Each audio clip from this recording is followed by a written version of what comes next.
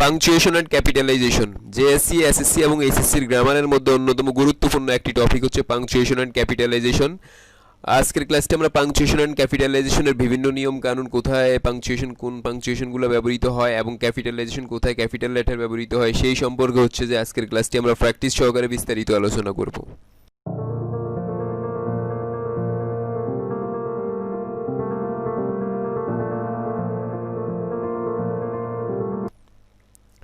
Features of capitalisation অর্থাৎ কোথায় কোথায় ক্যাপিটাল লেটার ব্যবহৃত হয়।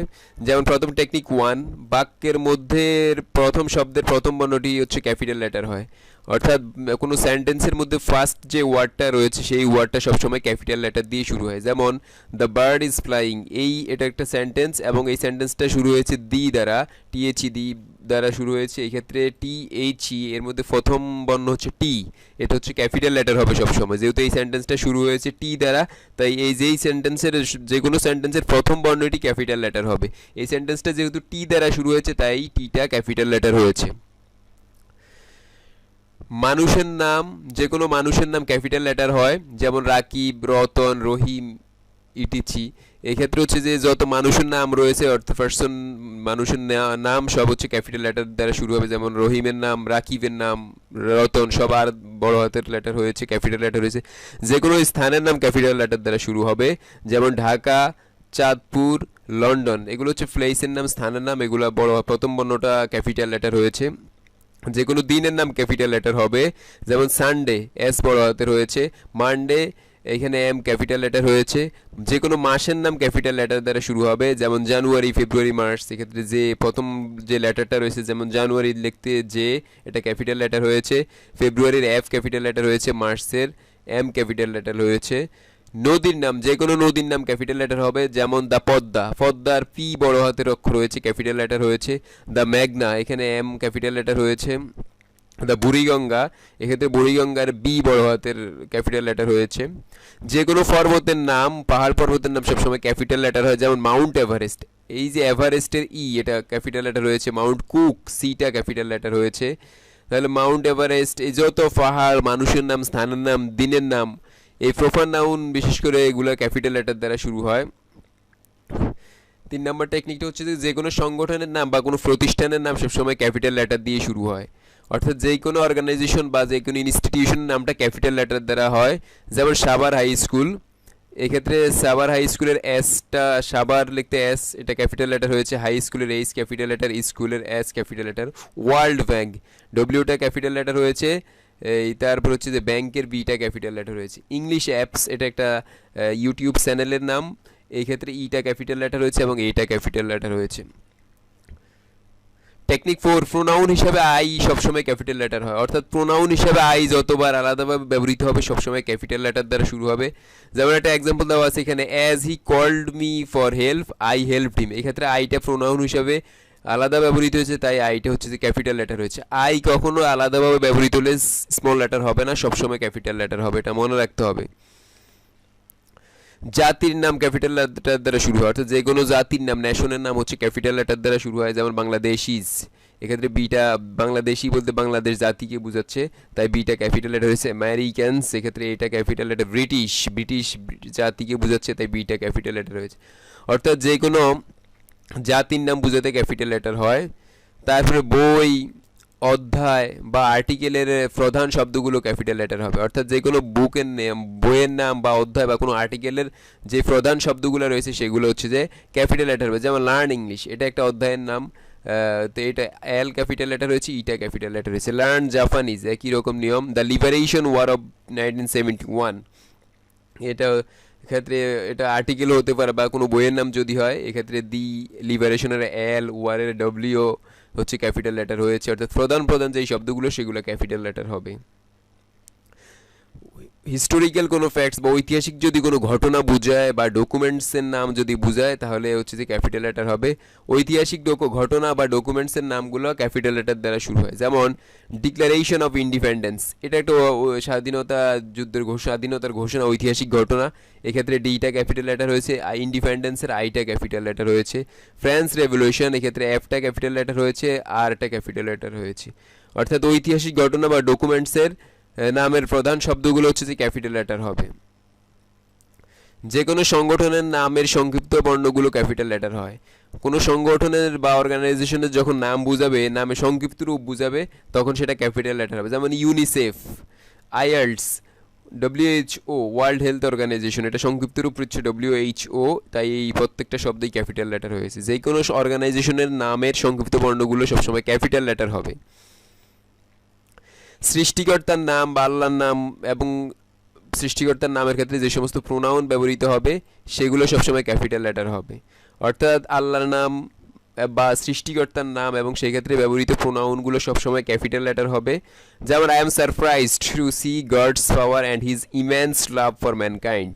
এক্ষেত্রে গড সৃষ্টিকর্তাকে বোঝাচ্ছে, তাই জিটা ক্যাপিটাল লেটার হয়েছে। গডস পাওয়ার অ্যান্ড হিজ, এক্ষেত্রে হিজ দ্বারা গডকে বোঝাচ্ছে, তাই এইচটা ক্যাপিটাল লেটার হয়েছে। অর্থাৎ সৃষ্টিকর্তার নামের ক্ষেত্রে যত প্রোনাউন ইউজ হবে সবগুলো ক্যাপিটাল লেটার হবে এবং সৃষ্টিকর্তার নামও ক্যাপিটাল লেটার দ্বারা শুরু হবে।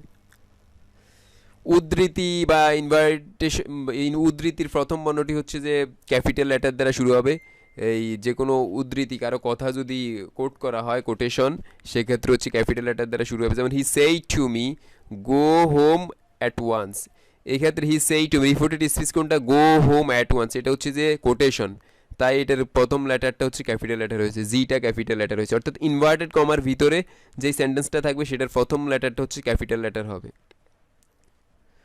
এই হচ্ছে যে আমাদের ক্যাপিটাল লেটার কোথায় কোথায় ব্যবহৃত হবে সেই নিয়মগুলো আমরা আলোচনা করেছি এতক্ষণ ধরে।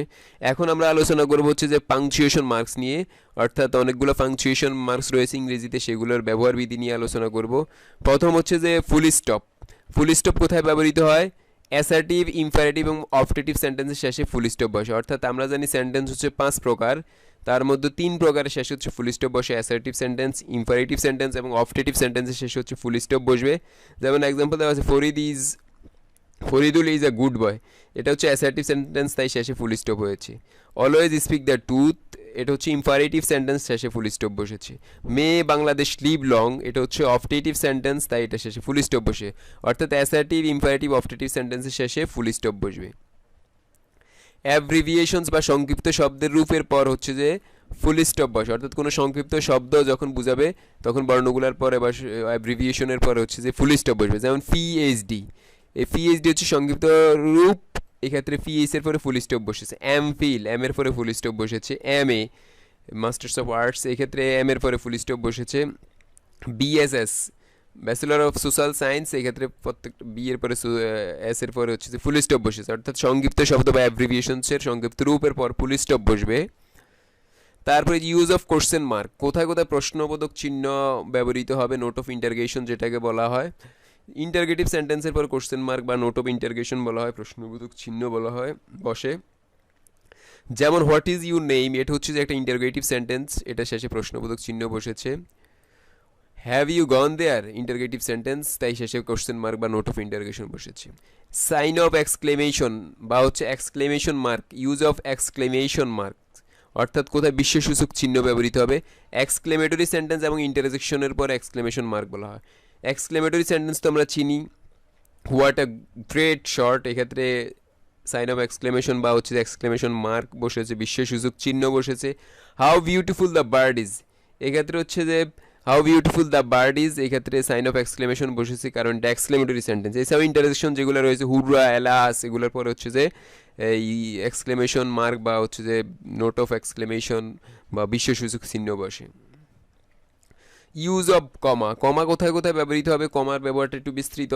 সেন্টেন্সের মধ্যে, একই সেন্টেন্সের মধ্যে একই ফার্স্ট স্পিচ ভুক্ত শব্দের মধ্যে কমা বসে। অর্থাৎ একই জাতীয় যদি ফার্স্ট স্পিচ থাকে, যেমন সবগুলো যদি নাউন হয় বা সবগুলো যদি প্রোনাউন হয় বা সবগুলো অ্যাডজেক্টিভ হয়, তাহলে শেষেরটা বাদে বাকি প্রথমগুলোর পরে হচ্ছে যে কমা বসবে।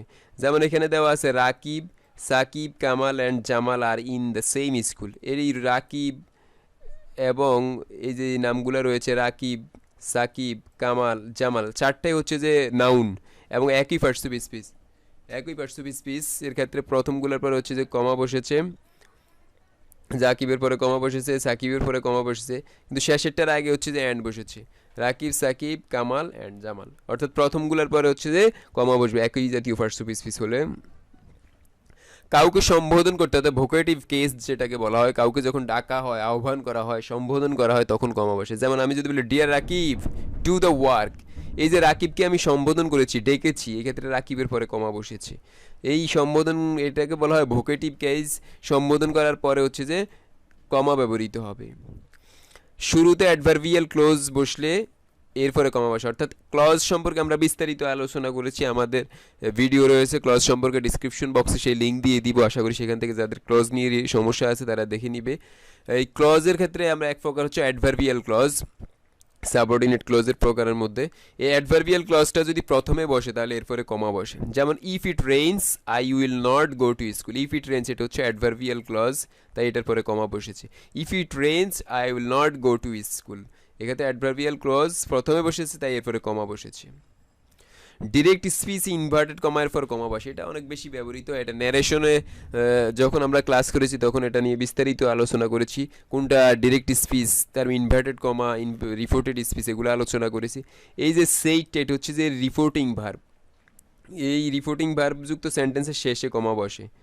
আরও সহজভাবে বলতে গেলে হচ্ছে ইনভার্টেড কমার পূর্বে হচ্ছে যে কমা বসে।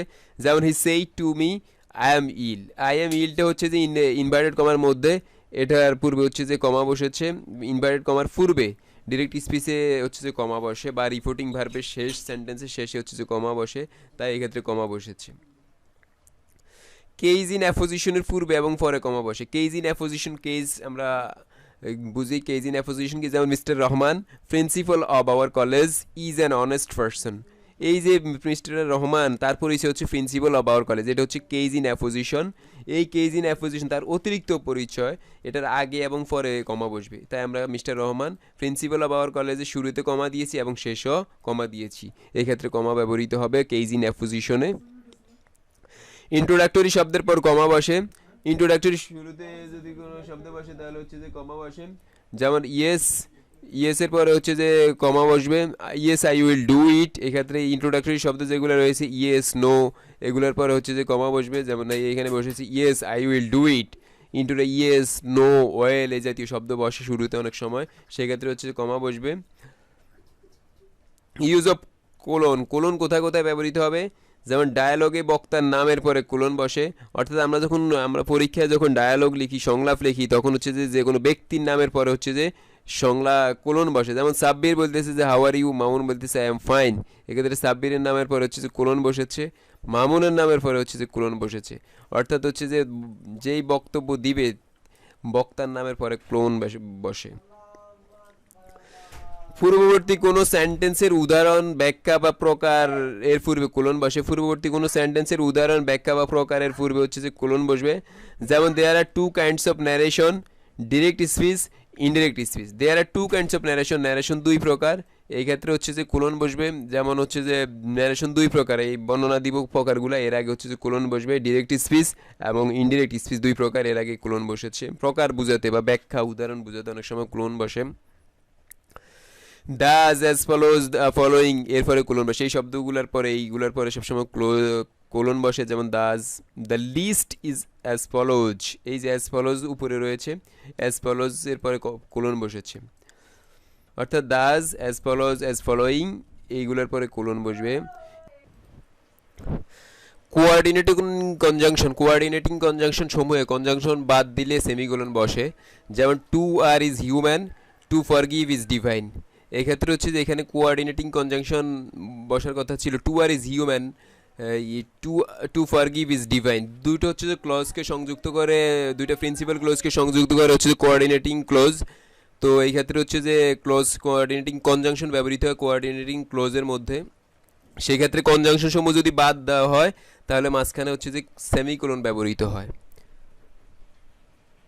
Therefore, yet, however, so, otherwise, still, nevertheless ইত্যাদি কোঅর্ডিনেটিং কনজাংশন দ্বারা যুক্ত কোঅর্ডিনেটিং ক্লজ বিপরীত অর্থ প্রকাশ করলে ওই কোঅর্ডিনেটিং কনজাংশনের মধ্যে সেমিকোলন বসে। অর্থাৎ এই যে কনজাংশনগুলো রয়েছে, therefore, yet, however, so, otherwise, still, nevertheless, এগুলো যদি বিপরীত অর্থ প্রকাশ করে কোঅর্ডিনেটিং ক্লজের মধ্যে, তখন ওই ক্ষেত্রে হচ্ছে যে সেমিকোলন ব্যবহৃত হয়। যেমন he had all qualifications yet he did not get the job. He had all qualification, তার সকল যোগ্যতা রয়েছে, he did not get the job, তারপরে সে চাকরিটা পায় নাই। এই যে দুইটা ক্লজ, এক্ষেত্রে ইয়েট ব্যবহৃত হয়েছে, এটা হচ্ছে যে ইয়েরটা এই ক্ষেত্রে বিপরীত অর্থ দিয়েছে, যে সে ভালো কোয়ালিফিকেশন ছিল কিন্তু সে জবটা পায় নাই। বিপরীত অর্থ প্রকাশ করা এই ক্ষেত্রে হচ্ছে যে সেমিকোলন বসেছে। ইনভার্টেড কমা আমরা যখন ন্যারেশন আলোচনা করেছি তখন বিস্তারিত বলেছি যে রিপোর্টেড স্পিচের পূর্বে এবং পরে ইনভার্টেড কমা বসে। যেমন my father said help the poor, এই যে হেল্প দ্য পুয়ার এটা হচ্ছে রিপোর্টেড স্পিচ। রিপোর্টিং ভার্বের পরে যে অংশ থাকে সেটা হচ্ছে রিপোর্টেড স্পিচ, অর্থাৎ যেই কথাটা বর্ণনা করে সেটা হচ্ছে রিপোর্টেড স্পিচ। এটার প্রথমে হচ্ছে ইনভার্টেড কমা বসে এবং শেষেও ইনভার্টেড কমা বসে। এটা অনেক বেশি আসে পরীক্ষার মধ্যে, এই ন্যারেশন থেকে অনেক সময় পরীক্ষা দিয়ে থাকে, তো এটা হচ্ছে ইম্পর্টেন্ট। আবার কোনো নাম বা শব্দ উদ্ধৃতি করতে ইনভার্টেড কমা ব্যবহৃত হয়। যেমন Hamlet is written by Shakespeare, Hamlet হচ্ছে যে একটা বইয়ের নাম, এটা হচ্ছে যে প্রথমে ইনভার্টেড কমা বসেছে এবং হচ্ছে যে শেষে ইনভার্টেড কমা বসেছে। যেরকম যদি কোনো নাম, বইয়ের নাম, শব্দ উদ্ধৃতি করতে হয় সেক্ষেত্রে হচ্ছে হ্যামলেটটা শেক্সপিয়ারের দ্বারা লিখিত হয়েছে, এই ক্ষেত্রে হচ্ছে যে এটা ইনভার্টেড কমা দেওয়া হয়েছে। অ্যাপোস্ট্রফিটা কোথায় ব্যবহৃত? পজিটিভ কেসে অ্যাপোস্ট্রফি বসে। পজিটিভ কেস কোনটা? যেমন দিস ইজ রহিমস বুক, এটা হচ্ছে রহিমের, এই যে রহিমের বুক, রহিমের বই, দ্য বুক অফ রহিম, এই রহিমের বুক এর দ্য বুঝাতে হচ্ছে অ্যাপোস্ট্রফি প্লাস এস ব্যবহৃত হয়। এই রহিমস বুক মানে রহিমের বই, এক্ষেত্রে অ্যাপোস্ট্রফি বসেছে। কোনো লেটার বাদ দিলে অ্যাপোস্ট্রফি বসে, অনেক সময় সংক্ষিপ্ত করার ক্ষেত্রে অ্যাপোস্ট্রফি হিসাবে ব্যবহৃত। কোনো লেটার যদি বাদ দেওয়া হয় তাহলে অ্যাপোস্ট্রফি বসে। যেমন এক্সাম্পল হচ্ছে ইট ইজ 7 o'clock, এক্ষেত্রে ও ক্লক মানে ছিল অফ নাও, অফ নাও এর সংক্ষিপ্ত রূপ হচ্ছে যে ও ক্লক লিখেছি, অফ নাও ক্লক। এই যে ও এর পর অ্যাপোস্ট্রফি দেওয়া হয়েছে কারণ এটা সংক্ষিপ্ত রূপ বোঝানো হয়েছে, তাই এই ক্ষেত্রে অ্যাপোস্ট্রফি বসেছে। শব্দের সংক্ষিপ্ত রূপ করতে অনেক সময় অ্যাপোস্ট্রফি বসে। যেমন হি ডাজ নট, ডাজন্ট, এই ক্ষেত্রে ডাজ নটের সংক্ষিপ্ত রূপ হচ্ছে যে ডাজন্ট, তাই এই ক্ষেত্রে অ্যাপোস্ট্রফি বসেছে, হি ডাজন্ট ইট রাইস। তারপরে লেটার বা নাম্বারের প্লুরাল করতে অনেক সময় অ্যাপোস্ট্রফি বসে। যেমন 5 10s মেক 50, এক্ষেত্রে 5টা 10 হচ্ছে যে 50 হয়, এক্ষেত্রে 10 এর প্লুরাল করার জন্য অ্যাপোস্ট্রফি বসেছে। How many a's are there in this word, এই শব্দে কতগুলো এ রয়েছে, এর প্লুরাল, এক্ষেত্রে এর পরে অ্যাপোস্ট্রফি বসেছে। হাইফেন কোথায় ব্যবহৃত হয়? কম্পাউন্ড ওয়ার্ডের বিভিন্ন অংশ যুক্ত করতে হাইফেন ব্যবহৃত হয়। যেমন father in law, mother in law, এক্ষেত্রে compound word father in law, তিনটা শব্দকে যুক্ত করার ক্ষেত্রে হাইফেন বসেছে। তারপর ড্যাশ বা শূন্যস্থানের ক্ষেত্রে ড্যাশ, যেমন Rahim dash doing the work, Rahim is doing the work, এক্ষেত্রে শূন্যস্থানের ক্ষেত্রে ড্যাশ ব্যবহৃত হয়েছে। তারপর হচ্ছে ব্র্যাকেট, ব্র্যাকেট হচ্ছে বিশেষ করে ম্যাথমেটিক্যাল ক্যালকুলেশনে ব্যবহৃত হয়, আবার অনেক সময় শব্দ ব্যাখ্যা করার ক্ষেত্রে ব্র্যাকেট ব্যবহৃত হয়। যেমন some teachers use realia in their teaching, টিচিংয়ের ক্ষেত্রে রিয়েলিয়া ব্যবহৃত। এখন রিয়েলিয়া কি? ব্র্যাকেটে লিখে দিয়েছে যে রিয়েল অবজেক্ট, রিয়েলিয়া মানে হচ্ছে যে রিয়েল অবজেক্ট, এর ব্যাখ্যা করার ক্ষেত্রে ব্র্যাকেট দিয়ে হচ্ছে যে রিয়েল অবজেক্টটা ব্যাখ্যা করা হয়েছে, এক্ষেত্রে হচ্ছে ব্র্যাকেট ব্যবহার হয়েছে।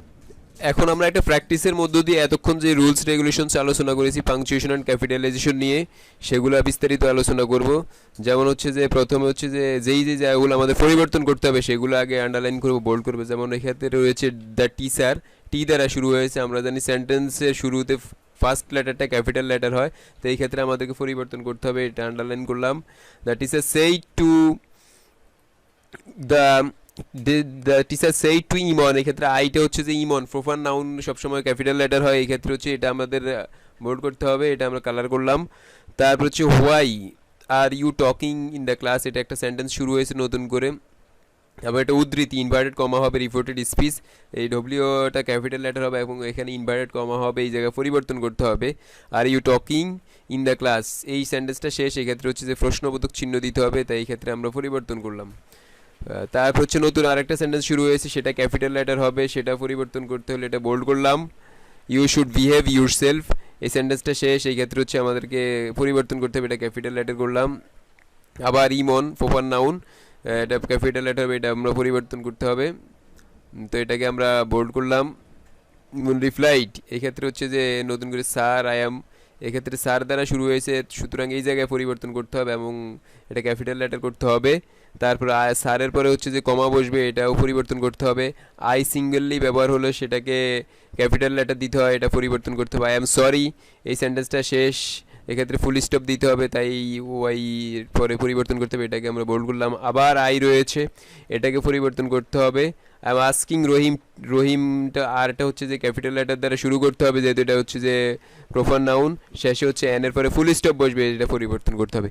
এই জায়গাগুলো আমাদেরকে পরিবর্তন করতে হবে। তো আমরা হচ্ছে যে এখন একটা এটাকে আমরা করি।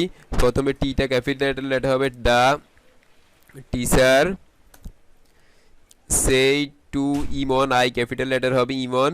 তারপর হচ্ছে যে নতুন একটা সেন্টেন্স শুরু হয়েছে, এইটা হচ্ছে যে একটা রিপোর্টেড স্পিচ, যেহেতু টিচার বলেছিল টিচারের কথা, তাই সেটার জন্য আমরা রিপোর্টিং ভার্ব ইনভার্টেড কমার আগে কমা দিতে হবে। তারপর হচ্ছে যে লিখি ইমন, আই ক্যাপিটাল লেটার হবে ইমন। আর এই সেন্টেন্সটা যেহেতু রিপোর্টেড স্পিচ শুরু হয়েছে, তাই এই ক্ষেত্রে হচ্ছে যে আমাদেরকে ইনভার্টেড কমা দিতে হবে। রিপন সেই টু, সরি ইমন না, এটা হচ্ছে the teacher said to Emon why, W H দ্বারা শুরু হয়েছে, তাই হচ্ছে ডব্লিউ দ্বারা, ডব্লিউটা ক্যাপিটাল লেটার হবে। Why are you talking in the class. এটা যেহেতু ইন্টারোগেটিভ সেন্টেন্স এবং এটা শেষ, তাই এটা শেষে প্রশ্নবোধক চিহ্ন দিতে হবে। এবং শিক্ষকের আরও কথা রয়েছে, সেটা হচ্ছে কি আরেকটা সেন্টেন্স শুরু হয়েছে, you should behave yourself, ওয়াইটা সেন্টেন্স শুরু, তাই ক্যাপিটাল লেটার দিতে হবে। You should behave yourself, you should behave yourself, এই সেন্টেন্সটা শেষ, তাই হচ্ছে যে এটা ফুল স্টপ দিতে হবে যেহেতু অ্যাসার্টিভ সেন্টেন্স। এবং এই যে টিচারের কথা হোয়াই থেকে শুরু হয়ে এই পর্যন্ত এটা শেষ হয়েছে, তাই এক্ষেত্রে আমাদের ইনভার্টেড কমা শেষ করতে হবে। তারপর হচ্ছে ইমন রিপ্লাইড, ইমনের কথা শুরু হয়েছে, আইটা ক্যাপিটাল লেটার হবে, ইমন রিপ্লাইড। তারপর হচ্ছে যে যেহেতু নতুন সেন্টেন্স শুরু হচ্ছে এবং ইনভার্টেড কমার ভিতরে থাকবে, তাই হচ্ছে যে আমরা কমা দিতে হয়েছে। স্যার ক্যাপিটাল লেটার দ্বারা শুরু হবে, যেহেতু নতুন সেন্টেন্স শুরু হয়েছে, তাই স্যার ক্যাপিটাল লেটার এবং শুরুতে হচ্ছে যে ইনভার্টেড কমা দিতে হবে। তারপর হচ্ছে স্যারের পরে হচ্ছে যে কমা বসবে, স্যারের পরে কমা বসে সাধারণত আই ক্যাপিটাল লেটার হবে, যেহেতু আলাদাভাবে আই বসলে সেটা ক্যাপিটাল লেটার হয়। আই এম সরি, এই সেন্টেন্সটা শেষ, তাই এটা শেষে ফুল স্টপ দিলাম।